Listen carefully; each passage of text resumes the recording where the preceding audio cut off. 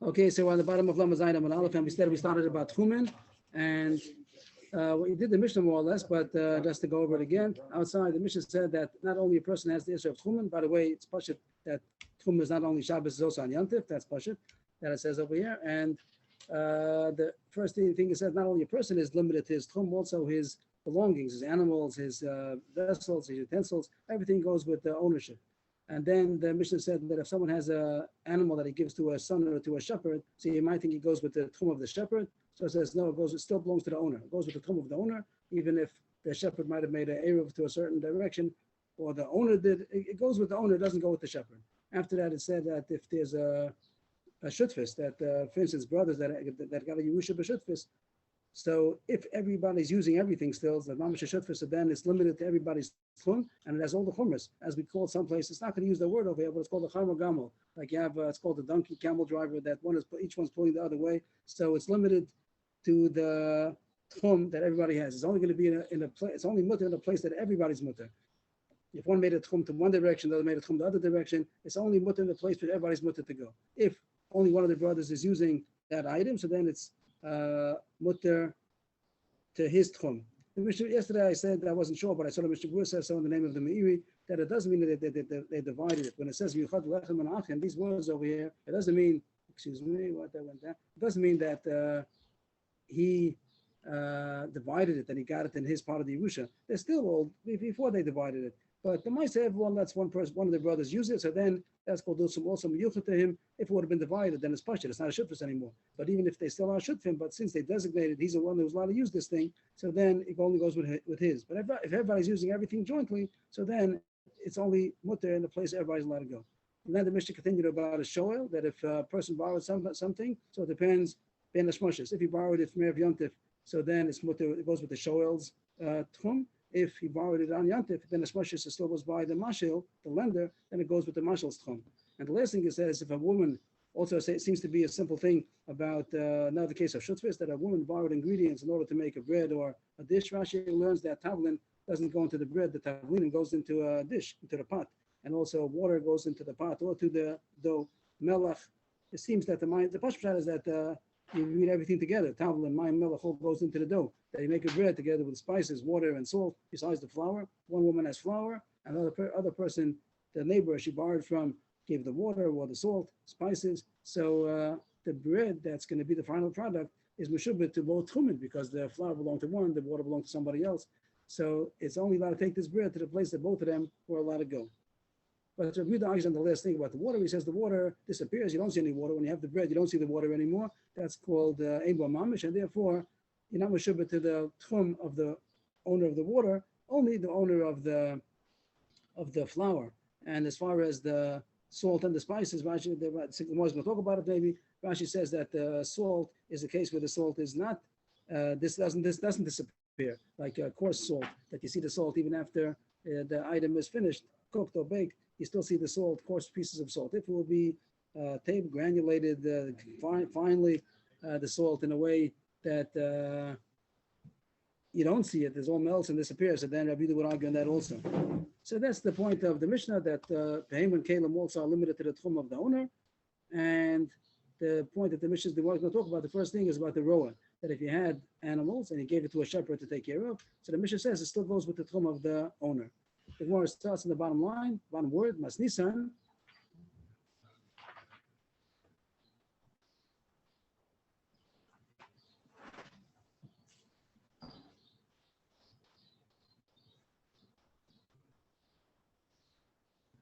The low Rabidosa. So we're on the Amud Beis.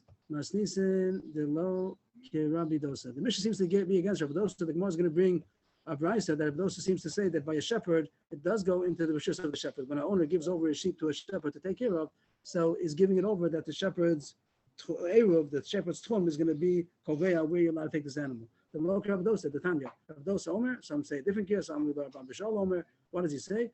First, the first two lines is not going to be against our Mishnah, but afterwards the Sefer Amosa here, the fourth line is going to be what we're talking about. But first it says Alokeach Behemoth Mechaver Me'av Yom Tif. If somebody buys an animal from Erev Yom Tif, a seller and a buyer. So it goes to the rishus of the buyer, even though the actual giving over of the animal, the physical transfer of the animal happened on Yom Tov. Since he already bought it before Yom Tov, they made up the deal already. So then it goes with the tchum of the buyer, not of the seller. Good, that's not against our Mishnah. But then the Brisa says, Moser behema leroa. If someone gave over his animal to a shepherd, even though he only transferred it to give it to him on Yom Tov, it does go with the ownership, with the tchum of the roa, the shepherd. Our Mishnah says openly that it goes with the tchum of the owner. So the Gemara thinks that our Mishnah is against Rabbadosa. And the Gemara is going to reconcile the Mishnah and the Brisa. You could say that our Mishnah does agree with Rabbadosa, that it does go with the tchum of the shepherd. The Mishnah says it goes with the tchum of the owner. Rashi learns that this is talking about he gave it to him on Yom Tov, and before Yom Tov came in, it wasn't definite who he's going to give it to.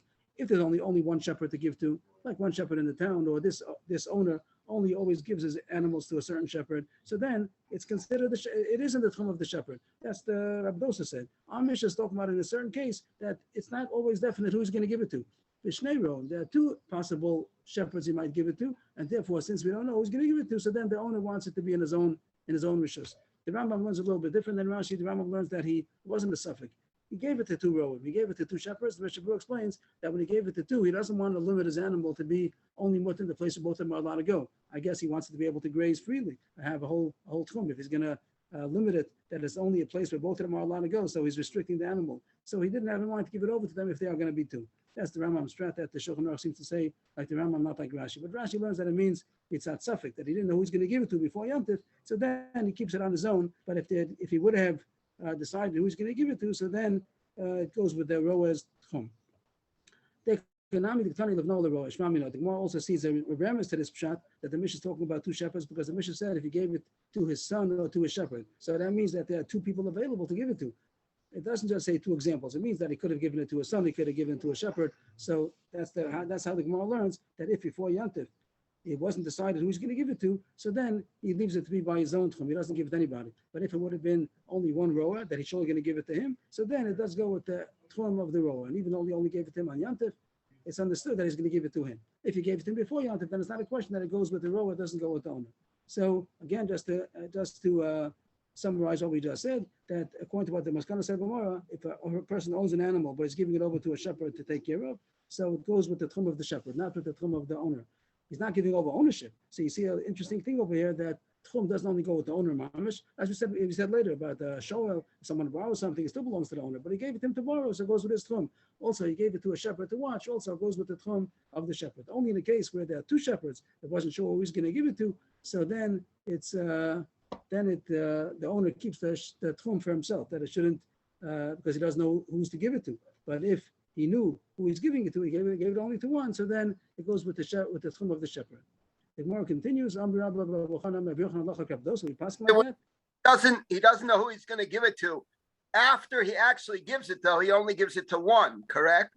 Yes, but if that happened on Yom Tov, not before Yom Tov, so then when Yom Tov came in, it wasn't sure who he's going to give it to. Rashi learns the Gemara is talking about when he gave it to him on Yom Tov, and then the question is, what did he mean Ben Hashmashas? So since Ben Hashmashas, he didn't know who he's going to give it to, so he keeps it for himself. He keeps the tchum to be for his own tchum.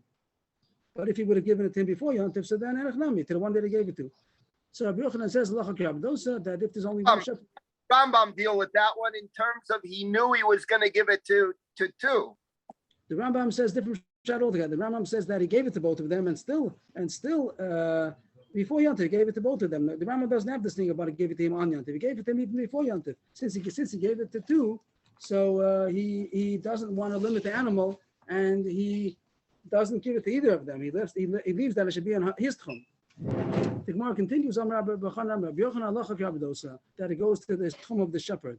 The Gemara is the kasha Rabbi Yochanan Hachi Rabbi Yochanan Lacha Kisam Mishnah. The Gemara superficially for a second forgot what I just said, that the Mishnah seems to argue in Abdosa, and Rabbi Yochanan as a rule passes like a Stam Mishnah. A Stam Mishnah means if it has no name, no author. Our Mishnah is a Stam Mishnah, and it says that it goes with the tchum of the owner. Abdosa says that it goes with the tchum of the shepherd. So the right way the Gemara says it. That's explained. He just said that it's not a contradiction. The Brisa and Abdosa are not, the Mishnah and Abdosa are not arguing. The Mishnah is talking about there are two shepherds. That's why it goes with the tchum of the owner. And Rav Dosa is talking about this one shepherd, and Rabbi Yochanan could pass like Rav Dosa, even though he passed like the Mishnah. They don't contradict each other. So that's all good, and that's the end of that sugya. Tanu Rabbanan.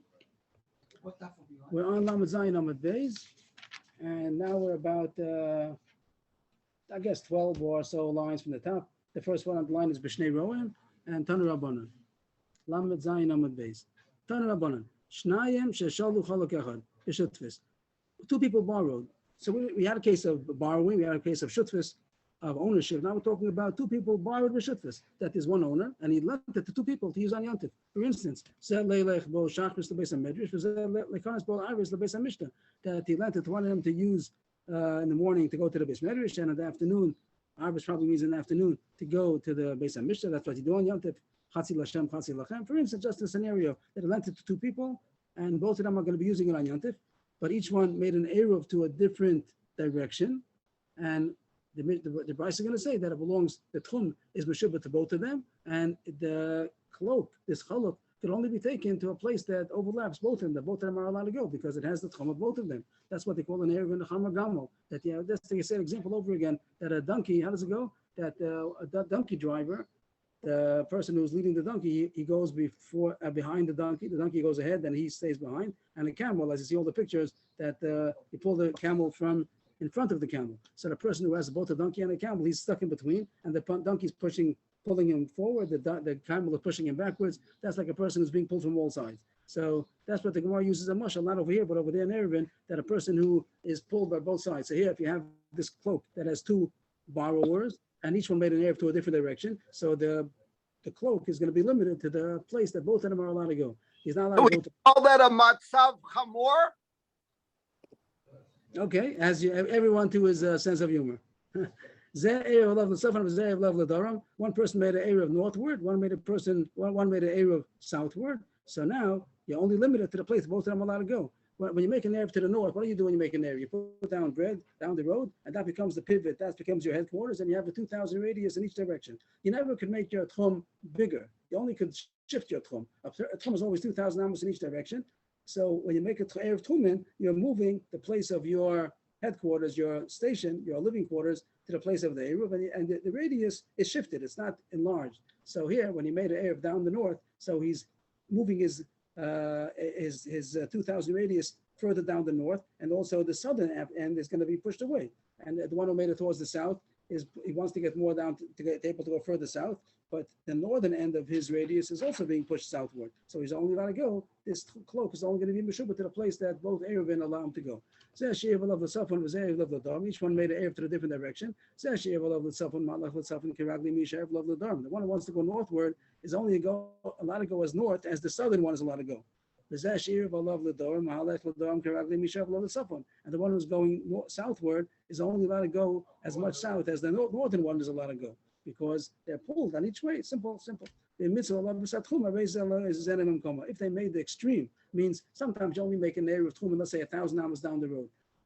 Usually I can go 2,000 amos each direction. Let's say there's a kiddush down the road, I want to go 3,000 amos. So you put the area 1,000 amos away from where you were, and now you'll be able to go 3,000 amos in that direction, and you still have 1,000 amos the opposite direction. But if you wanted to go 4,000 amos down the road, so he's going to put it 2,000 amos away. Of course, 1999, he'll put it a little bit before, and then he has 2,000 amos in each direction. But the other person also wanted to go 4,000 amos the other direction. So then this cloak can't go anyplace because it's pulled to its extreme.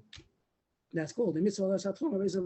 If they made the extreme tchum, they made it mamish that is left over with a little center of nothing, because each one made the extreme amount they could do. So then you can't move it at all because it's meshubah to both tchumen. It's all the same yesod that's being repeated in different scenarios, but that's the point, that when it belongs to two people, either belonging, or here the case was that it was borrowed by two people, so each one has a tchum and it's meshubah, it's obligated to both of those tchumen. First white line, itmar. Two people borrowed, they bought. Two people bought a barrel of wine, or an animal b'shutfus. And the point is that they want to divide it. Here, it's as long as it's let's say they got a barrel of wine, both of them bought it. So we said if there are two owners, so this meshubah to both of their tchum. You can't take this barrel only to place both of them are allowed to go. That goes without saying. That's partial. But the point is here that they want to divide it. They don't want to remain shutfus. Why did they buy this bottle of wine? The shutfus that I'm going to take half, you're going to take half. So the question is now, could they divide it, and each person could take now a point to his own tchum, and now he's not going to be Meshubit to the other one's Tchum because this is my wine, even though we bought it B'Shutfis, but right now we divided it. It goes into the question of Brera. The whole sukkah today is going to be all about Brera. Brera again means that when Shabbos Yom Tov came in, you didn't know which part is going to be yours. You have a bottle of wine. Which one is yours? I don't know. Tomorrow I'm going to find out when I pour 2 cups of wine, and he's going to take 2 cups of wine. So then I'll see which is mine, which is his. Right now I can't tell you which molecule is mine, which molecule is his. But tomorrow I can tell you in retrospect. So that's the question. Do you say Yesh Bera? Yesh Bera means you could do that. That you could do an act now. Ben Hashmashis means whose Chum is it Kona, and I won't be able to know what I did now until tomorrow. So could you say that at tomorrow on Yom Tov, when you divide the wine into 2 halves, which one was mine retroactively? Does it work retroactively or not? If you hold Yesh Bera, you could do that. If you hold Ein Bera, you can't do that. That means that Ben Hashmashis was all mixed up, and I don't know whose is going to be whose. So this is going to be the question of the Gemara. If you hold Yesh Bera, then you could divide the barrel of wine, the bottle of wine on Yom Tov, and say this was my wine Ben Hashmashis yesterday, and I'm allowed to go on my tchum. I'm not related to you. I'm not meshubah to you, my partner, because we divided now, and this division happens retroactively. So this wine, it got my tchum Ben Hashmashis, and I'm allowed to go wherever I'm allowed to go. And you take your wine, you're allowed to go wherever you're allowed to go. If you hold Ein Bera, you can't do that, because even though they divided now, but Ben Hashmashis was not yet divided, so both of them are meshubah to the tchum of both. That's what the Gemara is going to say more or less. But the Gemara is going to talk about an animal that might be a little bit different. We'll get to that in a minute. They bought a barrel of wine or an animal in a partnership. So we'll take it first simple about the chavis alone, the barrel, that Rav says mutter because Yol Yesh Bera, and Shmuel says chavis is also because Ein Bera. That's simple machlokes. But the Gemara has difficulty with the Rav because Rav distinguishes between the chavis and the animal. That a chavis he holds mutter because he holds Yesh Bera, but still the animal for some reason is aser. They bought an animal b'shetfis, and now on Shabbat and Yom Tov they want to shecht it and divide it. You take these pieces, this half of the animal. I'll take this half of the animal. Still, it's aser for some reason. Aser doesn't mean that it's aser. Aser means that it's obligated to the tchum of both of them. Mutter means that it's not obligated to the tchum of both of them. Each one can take his own tchum, and also means that it's obligated to the tchum of both of them. So that's the Gemara going to discuss now. Micah Rav. What does Rav hold? Shmuel holds Ein Bera. That's not a problem. Shmuel holds Ein Bera. You can't decide now retroactively what I meant. So therefore, you're obligated, even by the wine, you're obligated to the tchum of both of them. But Rav seems to contradict himself. What does he hold? Yesh Bera. I feel if he holds Yesh Bera, so you can decide now what was yesterday. Even the animal also. Shech the animal now divided, and this is what I owned Ben Hashmashis. And if he holds Ein Bera, so then even the barrel of wine also you can't divide and say this is mine yesterday because Ein Bera, you can't do that. So that's a contradiction in Rav. What does Rav mean to say? The Gemara answers,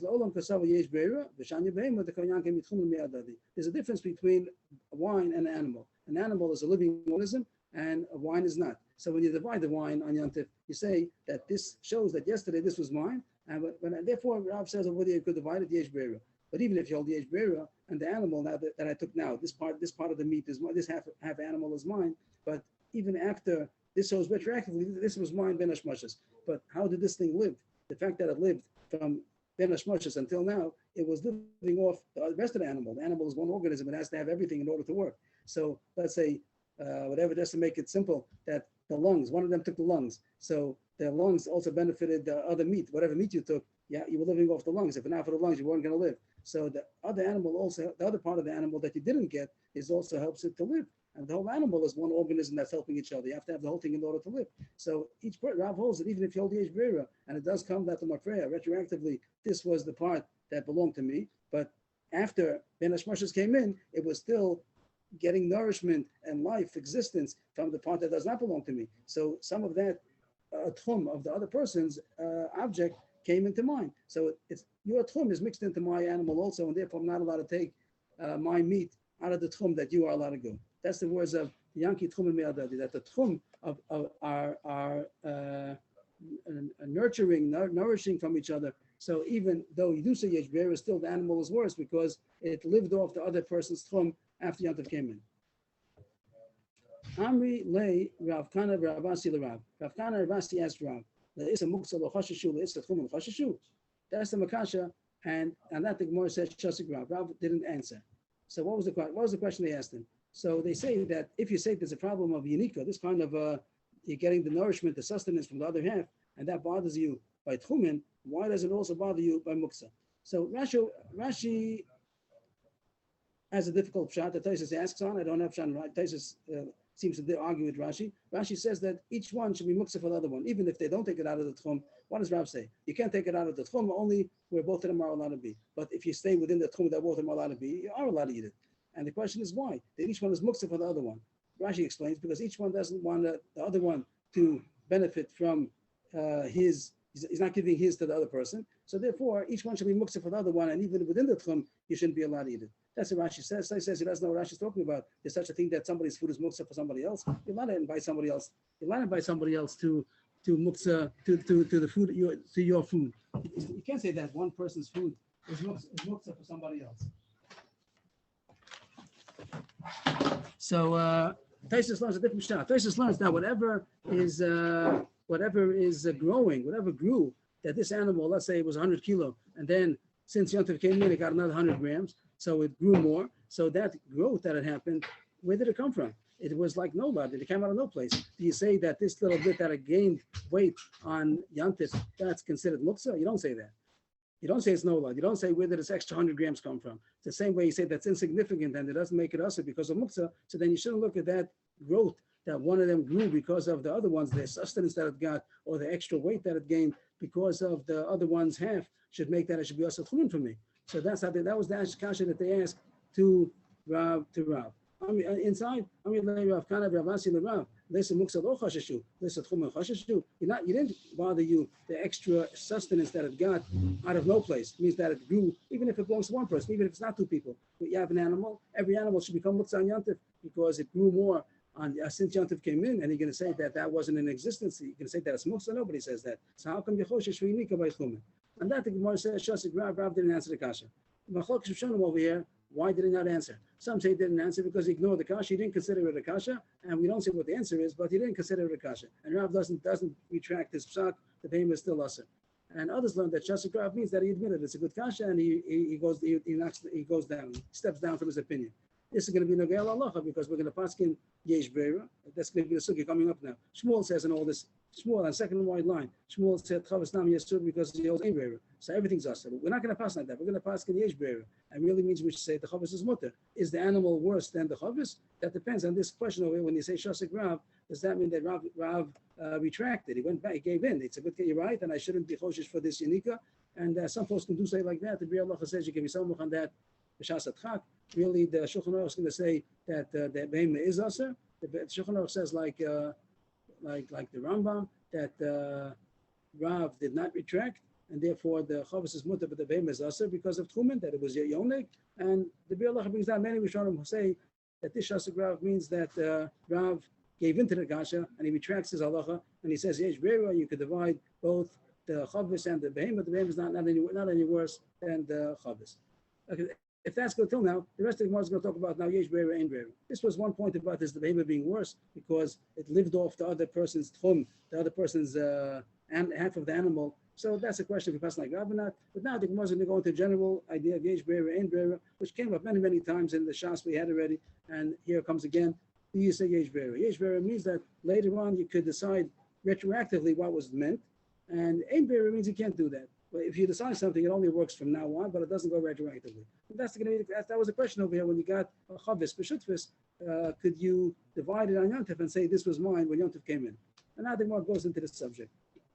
What's the Allah? Why are we asking about Yesh Beira and Ein Beira? So the Gemara means machlokis or b'shaya Amar Yesh Beira, Rabbi Yochanan Ein Beira. Machlokis Amaron, Rabbi Shaya and Rabbi Yochanan. Rabbi Shaya says the leniency Yesh Beira like Rav, and Rabbi Yochanan says Ein Beira like Shmuel. And you can't. Everything's usher. Now the Gemara goes on to the regular subject of Beira or not, which we had some of these sugis. We had come out all these sugis already. The different masechtas. The Savar of Bashaya Yesh Beira. Does Rabbi Shaya hold that you do Beira? You could say that now retroactively this is what was meant. But Tanan, we had this also in this masechta already. This goes back on the Afyud. The same Gemara was brought. Amazed Babayis. Let's give a little preview. This is talking about the thing called Sof Tumalatzes. We know that when a person dies, when a man dies, so then there's a Jew. By a guy, there's a question if the stum was all or not. So the all becomes tummy, the whole room becomes tummy. Then this thing called sof tumulatzes. Sof tumulatzes means that even if it's in a different ohel, nowadays, let's say the example would have been a stairwell, that there's a maze in a house, But there's a stairwell. Does the stairwell also become tummy? So the door's closed. So really the tumor shouldn't go out into the stairwell. But if that's the direction that the tumor is going to go out, that they can take the dead man out of the house through the stairwell, so then the stairwell becomes tummy, even though right now the door is closed. Let's say the other apartments, if the Kohanim close their door, and they stay inside, they don't have to go out. If there's an apartment building, all the Kohanim don't have to go out. They just have to close their door, that they shouldn't go into the stairwell. The stairwell is going to become tummy because the mace is eventually going to go out that direction. Anyway, that's called sof tumah. Let's say our Gemara is going to say soon that that's a tumah deraisa. So Moshe Sinai, there's such a tumah called sof tumah. Let's say. So here it says, what if there's a mace babayis?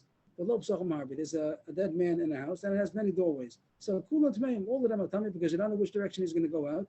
So sof tumah, let's say. So of course the doorway is only tummy if there's an oil on top of it. Let's say an awning, or as we said, in case of a stairwell, that there's a roof over there. So even though right now it's not in that oil, since it's going to go through that oil, so it's tummy. And if you have many doorways, let's say each one has an awning or the lintel of that doorway. So the sof tumah, let's say, says that it goes tummy on all of them, since you don't know which one it's going to go to. But niftach, that's the case where let's say all the doors are closed. It has 5 doors. This room has 5 doors. You don't know which one you're going to take it out, so all the doors are tummy. But if one door is open and the rest of them are closed, we could assume that the mace is going to be taken out of the open door and not of the closed doors. So therefore, that one is tummy, and the rest of them are Torah. Also, chiche. Not that he opened up a door, but he decided which way he's going to take him out. Also, if the person decided which door or window, which is 4 by 4 tvachim, he's going to take him out of. Also, it saves the rest of the doorways that they're not tamei. So Tumah says it's only through the one that he decided. So it said either you open up a door or you decided which door you're going to go through. That makes the rest of them to be Torah. Only the one that you're going to take him out of his tamei. But this halacha that your thoughts are able to designate which door is going to be tamei, that's only if you decided before the man died. When the man is dying, you know he's going to die, and you decide that eventually when the Chevra Kaddish is going to come, they're going to take him out of a certain door. Then it helps that the rest of them don't become tamei. But if the man already died and all the doorways became tamei, and then you decide which way you're going to take him out, it doesn't take off the tumah. Once it was tamei, the tumah doesn't go off. They still omrim afishamas hameis. They still says even after the man died, and then he decided which one he's going to take out, it also makes the other doorways tamei. Only the one that he decided to go out, that's the one that's tamei. What do these words mean? You can decide which one he's going to take him out. On this, Rabbi Shai says, even according to Basilov, that he decides which door he's going to take him out after the man died, that only helps that from now on, from here on in, now only this door is Tomei, the rest of them are Torah. But that doesn't mean that retroactively. You don't say that since I decided now, the mace died 12 o'clock, and then 1 o'clock he decided which door he's going to go out of. He'll take the mace out, and there was some kalim or person that was by the other doorways between 12 and 1. You say that now that I decided at 1 o'clock which way I'm going to take him out, so then the mafreya from 12 o'clock the other doorways were Torah? No, you don't say that. You just say that from here on in, even though you didn't take out the mace is still inside the house. They took out the mace on my side at 2 o'clock. 12 o'clock he died. 1 o'clock they decided which door they're going to take him out. 2 o'clock they took him out. So when Beishamai says that once the tumah is there, then it doesn't help a decision. Even until you take him out, the tumah is on all the doorways. Beishamai says once you decided, so then the tumah is only on the door that you decided to take him out, and not on the other doorways. But it doesn't make it go retroactively. And this goes into to the subject of Yesh Beira and Beira. If you hold the Yesh Beira, then I could decide at 1 o'clock which doorway is supposed to go out of from 12 o'clock, and the whole tumah goes off even retroactively. The fact that Rabbi Shai said that the Basil's machshava only helps to take off the tumah Mikana Laba, that means Ein Beira. That's what the Gemara is medayik over here. Mikana Laba in the Mafreya Lo, that it only helps from here on in, but that's not Mafreya. That means Rabbi Shai holds Ein Beira. We prove Rabbi Shai holds Ein Beira. So too, you go back to the top line over here. Here it says Rabbi Shai says Yesh Beira. That doesn't make sense because here we prove that Rabbi Shai says Ein Beira. That's the most kasha, a contradiction in Rabbi Shai. There's the old Yesh Beira, Ein Beira. The Gemara says, you're right, it's a good kasha, we have to switch it around. April, switch around. Before we said over here on the top line, Rabbi Shai, Yesh Beira, Rabbi Yochanan, Ein Beira, switch it around. Rabbi Shai one says Ein Beira, like it has proved. Rabbi Yochanan one says Yesh Beira. Here's the Gemara. April, switch it around. Rabbi Shai, Ein Beira, Rabbi Yochanan says Yesh Beira. But now the Gemara is going to say, I'm going to show you Rabbi Yochanan also holds Ein Beira. So everybody, Rabbi Shai holds Ein Beira, Rabbi Yochanan holds Ein Beira. So this way you quoted it that said somebody says Yesh Beira doesn't make sense because everybody holds Ein Beira. Now we're going to go to analyze Rabbi Yochanan. Umi Islay Rabbi Yochanan Beira. Rabbi Yochanan does hold Beira. I'll show you. He also doesn't hold Beira. Here's Rabbi Yochanan talking. Brothers that they got a Yerusha, they got inheritance, and they divided the inheritance. They're considered that they bought from each other.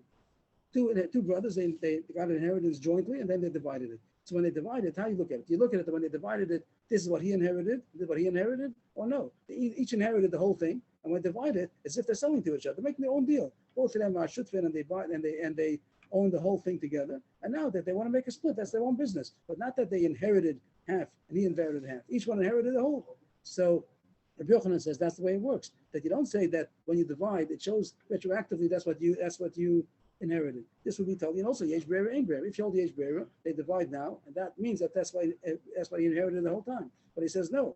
Achin shecholku, and they consider that they bought from each other. They made a deal. I'll take this, you take that. That's considered bartering. So that's considered lekuchos. And mamela machzirin yovel. When it comes yovel, they have to goes back again because anything you buy goes back after 50 years and start again. If it will be Yerusha doesn't go back in yovel. Only mekach, a sale. And here he says it's considered a sale. So that's the Gemara's kasha that Rabbi Yochanan holds ein beira.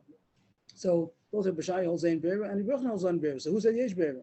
The more tries to get out of it. Maybe Rabbi Yochanan distinguishes between the Raisa and Rabbanan. Maybe there's a chiluk the Raisa and Rabbanan. That by the Rabbanan will be Somach and Beira. The Raisa Rashi says means Yovel. Yovel is the Raisa issue. So they will say that you're not going to rely on Beira to say that this was inheritance. No, it's a Mecca. But by the Rabbanan, the case of Tchumen is only Rabbanan. So maybe over there he does hold the Beira. And the case of the Chavis over here that we talked about, the barrel, the both two people got the Shutfis and they want to divide it and say that this is what I meant the whole time. So maybe with Rabbanan you could say Yesh Beira. But the Gemara is going to prove no. I'll show you that Rabbanan holds even by Rabbanan also ain't Beira. Over Rabbanan Miyaslay, does Rabbanan hold Beira by Rabbanan? This we had him Seches Erevin. But Tani Ayo is the name of a Tana. He said a name of a Tana. He said, or a name of Amor said over a Brisa. Ayo said that's his name. He said over a Brisa. What's the Brisa? Rabbi Yehuda Omer Eno Damas Now Snei Drom Kechad El Imba Chacham the Mizrach Yerugal Mizrach the Mar Yerugal Amara. Over there, it's talking about you want to have Erev Tchumen. You live in a certain place and you want to go down the road more than 2,000 amos. And in the case, the scenario that it gives that a Chacham is coming to say a drasha, and you don't know, he's not going to be inside your Tchum, he's going to be out of your Tchum, he's going to be 3,000 amos down the road. So you have to make an Erev to get there. That's fine. But he didn't know which direction the Chacham is going to darshan. Is he going to darshan in the shul, which is 3,000 amos to the north, or is he going to darshan in the shul, which is 3,000 amos to the south? So what does he do? He puts down two Erevin, and he says to whichever one the Chacham is going to come. They'll tell me on Shabbos morning, someone will tell me which way the Chacham came, and then I'm going to go to that side. That you're allowed to do. But Ilu, Lakano, but let's say if he puts down, there are two drushes coming. Like the Gemara says, two Chachamim. There's a drusha down the road to the north, there's a drusha down the north to the south, and tomorrow after the Chonta, I'm going to decide which drush I want to go to. Then he says he can't do that. Why? Because that's Beira. Beira is going to be that right now, put on two Erev, you ask him which one is your Erev, I don't know. Tomorrow I'll tell you. And then tomorrow he decides, after he finishes eating, he decides which Rosh he wants to go to. Oh, I want to go, this one should be my Erev to the north. And it means that doesn't help now. It has to be that it was a good Erev Ben Hashmoshes. So I'm going to decide now what I meant yesterday. So Yehuda says you can't do that. But the question is, in the beginning he said you could do that. If you have two Chachamim coming and he doesn't know which way the Chacham came, which way the Chacham is going to come, I think more things at this point. So he's allowed to make two Erevin and say, to whichever one he's going to come, that's what I'm going to go to. That also seems to be Breira. So the Gemara explains.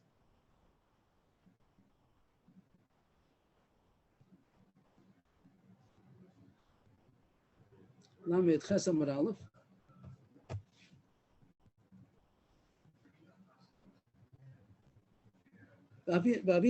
Over there, we asked, that doesn't make sense. The Gemara thinks that by Lakan means that I'm going to decide tomorrow which one I want to go to. That's Beira.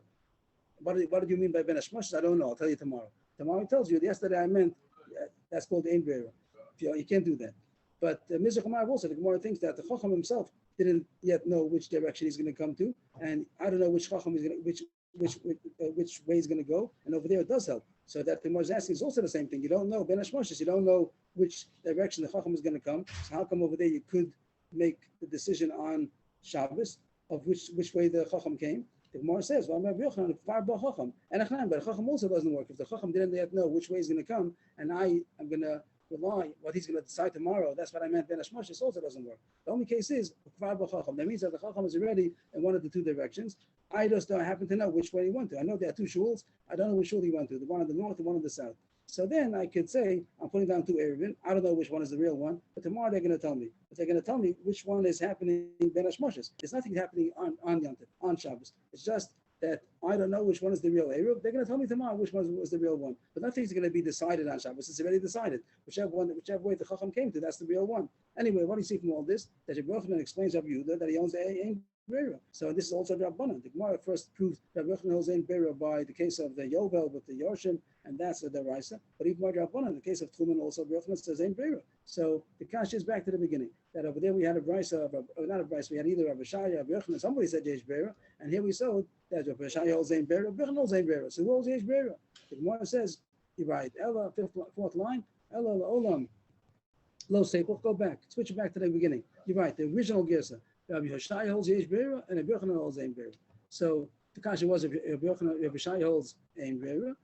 The Chilas lay Rabbi Hoshai Beira, but the rise of the Rabbanan is lay that we just proved Rabbi Yochanan holds Ein Beira by Rabbanan, but we didn't find Rabbi Hoshai. So that's what we're going to say. Rabbi Hoshai holds Ein Beira by the Raisa, but by Rabbanan he's leaning to say Yesh Beira, and that's how we're going to paskin. The Rosh Mazucha, Allah Kavoshai. That's how we paskin. So to sum up, the Sugya Beira, always in the old Shas, we held by the Raisa and Beira, but Rabbanan Yesh Beira.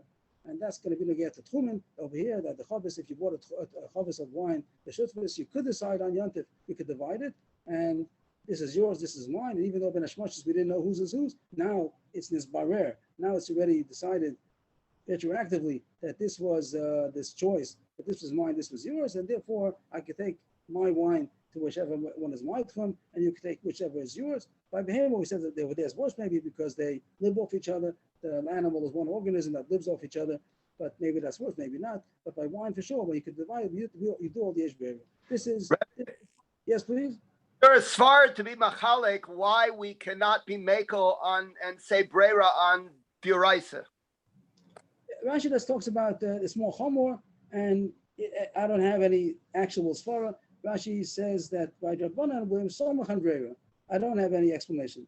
That's more chomor. Maybe you could say that Rabbanan, it's only Rabbanan, so they decided you could say brera on that thing. It's Rabbanan is always up to them to say. So if the Rabbanan would say that you can be mekel, so they're mekel on it. But I don't have any fantastic svara to explain the difference. New Gemara, Amar Darash Marzutra. We just did Allah Shayab. That's good to remember always. In the whole Shas, whenever you come to the Sugya of Beira, always to remember as far as Allah Lamaisa goes, that with the Raisa and Beira, with Rabbanan, Yesh Beira. New Gemara, Darash Marzutra, back to Tchumen. Darash Marzutra, Allah Beira, on next one. Amar Shmuel. Shor Shal Patam, Arayu Karagli Kaladam, Shor Shal Roeh, Arayu Karagli Osoya. Rashi explains that a Patam is a person who is a big dealer. Patam literally means that he's the one who fattens the animals, and that's his business, and he sells. So Rashi explains that he doesn't only sell to the city, he's like a big merchant, and people from other cities also come, and he expects them to come. So here's a chiddush, that even though when Yantif came in, nobody came, no buyers yet. He didn't know that's how he's going to sell it, but he knows people come on Yantif to buy animals. Of course, they don't talk money. They just take the animal, and after Yantif, they come to make up the price. But he knows that people are going to come on Yantif to buy. So he has in mind that I'm going to put it into the rishus. I'm giving it over to whoever's going to buy it tomorrow, and it's going to his tchum. So somebody made, let's say somebody from the next city made an Eruv to come to our city. So it's fine, because when he comes now, so yesterday already I had put it into his rishus that he's allowed to take it, and it goes according to his tchum. It goes according to the tchum of the buyer. Rashi points out. Like Zakalim Shelo B'fanav. If you want that, he puts it into the b'shus of the person that's going to buy it. There's a serious problem over here that Shmuel Jeshvin is saying Ein Brera. That was all sugi. Shmuel says Ein Brera, and here this seems to be with Brera. So the Bishonim has the kasha. It's not a problem for us because we hold the Yesh Brera by Rabbanan. It more makes a lot of sense that since it's going to be sold tomorrow, so I have in mind Ben Hashmashis that it should belong to whoever's going to buy it. Who's going to buy it? I have no idea. Tomorrow, when somebody buys it, he's the one who owned it. Ben Hashmashis, so to speak. Not that he owned it, but I put it into his rishus. I didn't know it was going to be with Yesh Brera. The problem is Shmuel holds Ein Brera that the Quran takes care of, and he talks about that maybe it makes it hefker Ben Hashmashis, but we'll leave out the discussion about Shmuel the Shitasa, because for Allah it's okay because we owe Yesh Brera. So since I know I'm going to sell it tomorrow, or I might sell it tomorrow. So I put it into the Rishus of the person who's going to buy it, even though I don't know who he is. And the Chiddush is, even if he's from a different city, because this big dealer, he knows people come from other cities also to buy from him. What Shoshel Roa, Rashi explains, is just a private person. He's a shepherd. He sells animals once in a while to the neighbors, to the locals. So he doesn't have any big idea of people coming from the next city. That person comes from the next city is not going to come to him to buy it. So he doesn't have in mind to put it into the Rishus of somebody who's going to come from a different city. He's only limited to the people of this city. That's what it says very correctly. Also here, the people of this city. Rashi points out that it means that even though the rower might have made an area to a certain direction, he knows that somebody might sell it, so he didn't take it only for himself. He means the person who's going to buy it tomorrow, I'll let him have it. But Rashi does point out there's a difference between a patam and a rower, that a patam is even like he's intercity. He's an intercity person, not only from this city, even people from other cities also. But the rower, he's only a small-time person, and only the neighbors and the relatives or whatever, the acquaintances, they're going to be the ones that buy it, so he doesn't have in mind to put it into the Rishus of an outsider. I mean, this settles the tchum, but we just went to a whole sugya that said Ein Mekach Memkar b'Yom Tov. How's he going to buy it from this man on Yom Tov? They don't talk anymore. They don't talk business. They don't talk business. He just comes. We had to be fair. She said at the end of the parak before you go to the rower. Yeah, at the end of the parak. What was it? The end of the third parak. Over there it talks about over there. Let's get the daf for you. Where was that? The end of. It's Chaf Tesam with Beis. Over there it says, and they'll talk business after Yantif. But he knows that he's buying it, but they don't talk money. The next halacha. So he said that if you borrow something, so it goes with the borrower, but it's only if you borrowed it before Yantif. When Ben Hashmashis came in, if he borrowed it already, so then it goes with the tchum of the borrower. If he borrowed it on Yantif, then it goes with the tchum of the lender, because when Ben Hashmashis came in, it was still in the rishus of the lender. So the Gemara says pshita. The Gemara thinks that it's pashut that if you borrowed it before Yantif, so it goes with the tchum of the borrower. It goes without saying. The chiddush is that even though they made up before Yantif that he's going to lend it to him, but the Maisi didn't pick it up until Yantif. So the chiddush is that even though Ben Hashmashis it was still in the house of the lender, since he knew and he made up that he's going to lend it, so it already has the tchum of the borrower. Now the tema, you might think that he didn't yet give it over to the domain of the borrower. It still belongs to the lender. It's in the house of the lender. That he already had in mind to give it over to him, and that's good enough. This is a support to Rabbi Yochanan. Rabbi Yochanan says so, that even though the actual transfer didn't happen until Yantif, since they made up to lend it before Yantif, that's good enough, and it has the tchum of the borrower. The Messiah Rabbi Yochanan. If they made up to borrow it before Yantif, even though the actual transfer only happened on Yantif, it still has the din of the borrower. And Rashi says, when the Mishnah says that the Shoel was Shoel Me'av Yantif, it doesn't mean that he actually transferred it. It just means they made up to borrow it. That's the halacha, that if they made up to borrow it before Yantif, it has the tchum of the Shoel of the borrower, even though it wasn't put into his domain. He didn't pick it up until on Yantif. Now the question is the other way, and it says that on Yantif is probably a mashal, that if he borrowed it on Yantif, so then it goes with the tchum of the mashal. According to what the Gemara just explained, this means they didn't even have in mind to lend it. If he had a mind to lend it, then it goes with the borrower, even if he didn't get it until Yantif. See, when it says that it was b'Yantif, it's correctly a mashal, that means that they didn't even discuss it. And on Yantif, the borrower comes, can I borrow something from you? And he gives it to him, but has the din of the mashal. So the Maskash is this mamash pshita. Once we said that he didn't even discuss that he's going to give it to him, so when Ben Hashmashis came in, it was mamash, he had no intention of lending it. So of course it goes with the tchum of the mashal, of the lender. That goes without saying. So the Gemara says, no, there's a chiddush over there also. But Tzricha, the ragil yishol minei, that he's a usual borrower. He always borrows things. So you might think that the lender, he knows that this person always comes to borrow. You might think that the lender, he knows always this person comes to borrow. So I'll put it in his rishus that he should be able to go with his tchum. Mashmalon, that he doesn't do that. If he didn't ask for it, he doesn't have in mind to give it to him. The lender figured that if he didn't come to ask it for me, he might have found somebody else. Maybe he found somebody else and he borrowed from him. So maybe he's not going to borrow from me. So therefore, it's a chiddush. It's at least a chiddush that it still is considered. That's the chiddush. You don't say that the mashal, the lender, had in mind to give it to the person who's a regular. He's a regular borrower. No, if he didn't come to borrow it before, he didn't talk about it even. So then he doesn't have in mind to put it into his rishus, and it remains in the rishus of the lender. There's the next sugya we can start. They're not going to get too far. I thought I'd be able to do extra today. I'm not going to be able to do extra. I wasn't able to prepare further, but we're not behind too much anymore because the last daf on Sunday is only a number. It's not a whole daf. So tomorrow night, Bez Hashem will be able to do two sides of a daf, the Amud Beis and the Amud Aleph, and then the last day on Sunday we'll be able to do another daf. So we're not too much behind anymore because the last daf is not a full daf anyway. But I'll just start the sugya. We're not going to be able to go too far, but just to touch what do you call, to dip the toes into, just to get into the sugya. It says in the Mishnah that if one person had the flour, the other woman had the water or the spices or the salt, so they have the tchum of both. Both of them, they made a bread out of it. So you can't take the bread wherever you are because you have the flour, because you got the water from somebody else, and the spices, the salt. But Buddha says that the water disappears. You don't see the water. Okay, that's a side point there about Rabbi Yehuda. But the Gemara has a different problem. The Gemara is going to say rov and miyat, that if the flour is the rov, you only have the water is less than the flour, or the spices, the salt is less. So the Gemara is going to ask it should become bottle rov, and you should look at it insignificantly, and it shouldn't have any ramifications about the tchum. It's only go to one of the flour because the flour is the rov. That's going to be a sugya. So it sounds very interesting story. Kisalik Rabbi Abba. When Rabbi Abba came to Eretz Yisrael, Omar, he said, "Ye Rava, the aim of milsa to discover. Ye Ratzon, he davened to Hashem, that I should say something which will be accepted. That he's a Rabbi Abba, he's a Chacham, he's going to come to the Beis Medrash, and he should say something that is received well by the listeners, and he should not be embarrassed. Rashi says, you shouldn't say a foolish thing.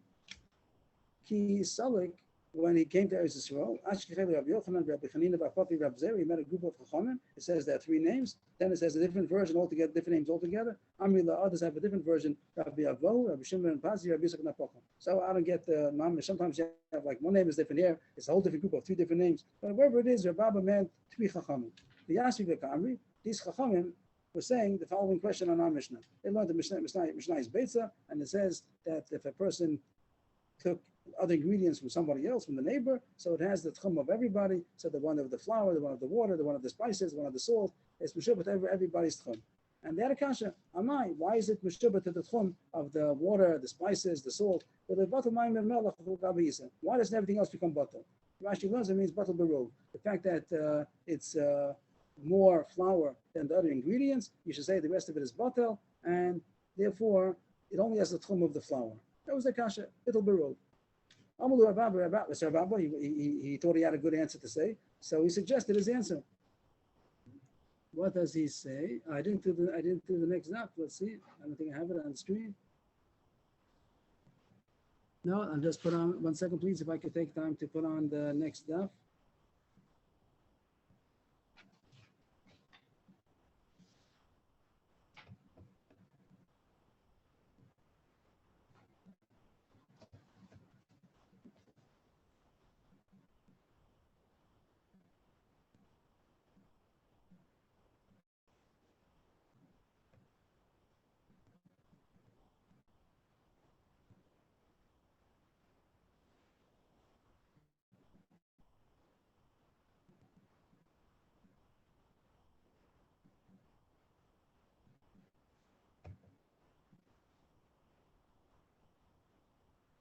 Okay.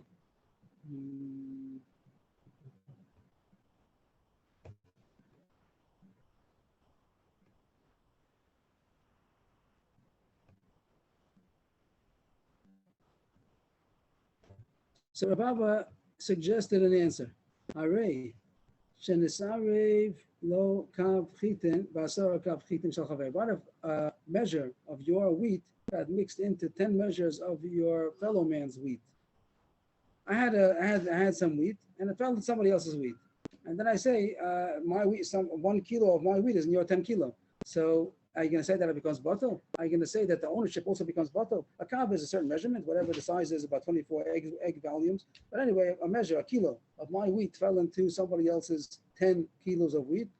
Yochal the other 1 kilo, the whole 11 kilo, and be happy because marry away means that you say that the ownership also becomes bottle. If my thing becomes bottle in your product, so you say that like you just lost it. He asks, where's my wheat? He says, it disintegrated. It got insignificant because it came bottle in my wheat.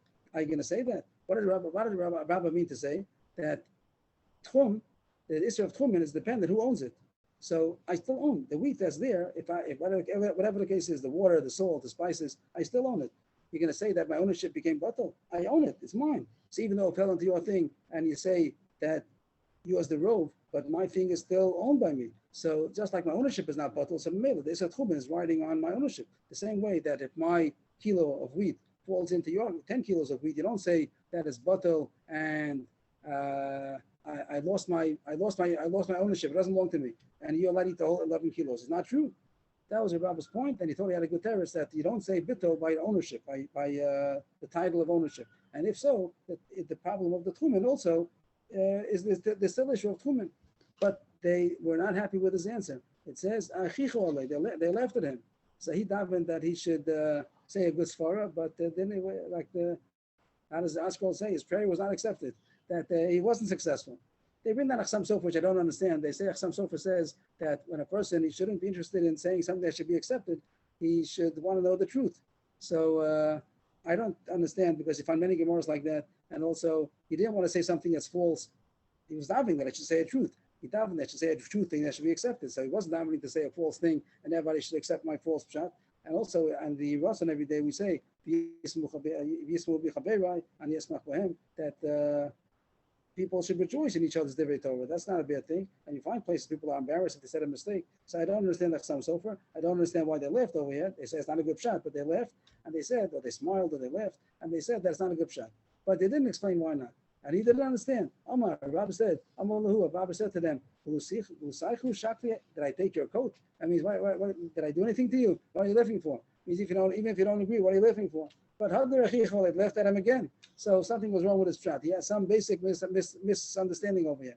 What did he say? That if my chitim falls into your chitim, I didn't lose it. It still belongs to me, even though it becomes batal. But Rabbi Shai said, "I'm Rabbi Shai. They're right for laughing at him. Means it was a bad mistake." My shnoch. Now, all he's going to say is that he's going to just say at this point. I don't know if the Gemara further yet, but the Gemara is going to say in the next couple of lines that Rabbi himself also agrees that if something really becomes batal, you do lose ownership. Like it falls into the ocean, if it falls into somebody's thing and it's bottle, so you take a lost it, and you have no tightness on the one who has the 10 kilo.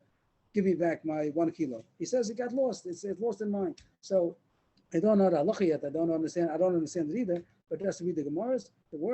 He says, how come Rabbi himself only gave an example of wheat into wheat? Why didn't he talk about wheat into barley? He said, if 1 kilo of my wheat falls into 10 kilo of your wheat, do I not get it back? So he says, you should know that your Baba himself, I see in between the lines that you also didn't say if 1 kilo of wheat falls into somebody else's 10 kilo of barley. Why not? Because over there you can't agree that it got lost, because the min b'shen amino is butter. Amar Rav Ashaya Shap Rav Dachicholei. They're right for laughing. Why didn't the Rabbi not give an example of wheat falling into barley? That min b'shen amino, and it is butter. And the Rabbi agrees that you lose your ownership because it got lost. So min b'shen amino is butter.